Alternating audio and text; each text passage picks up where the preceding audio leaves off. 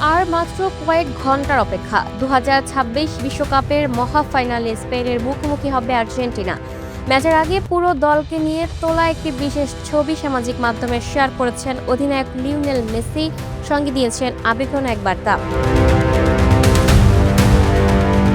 ছবিটিতে মেসির সঙ্গে ছিলেন কোচ লিওনেল স্কালোনি, খেলোয়াড়, কোচিং স্টাফ, মেডিকেল টিম এবং আর্জেন্টিনা ফুটবল অ্যাসোসিয়েশনের কর্মকর্তারা।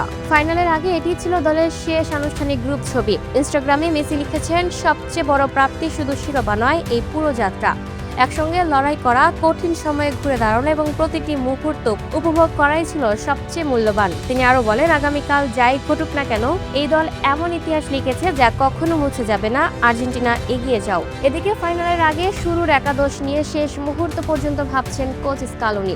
রদ্রিগো দে পল একাদশে ফিরতে পারেন, আর ডান বাকি পজিশনে নাহুয়েল মোলিনা ও গনসালো মন্তিয়েলের মধ্যে একজনকে বেছে নেওয়া হবে। টানা দ্বিতীয়বার বিশ্বকাপ জয়ের লক্ষ্যে মাঠে নামছে আর্জেন্টিনা। আর সেই মহারণের আগে মেসির বার্তা যেন একটাই কথা বলছে, শুধু ট্রফি নয়, এই দলের যাত্রাটা ইতোমধ্যে ফুটবল ইতিহাসের অংশ।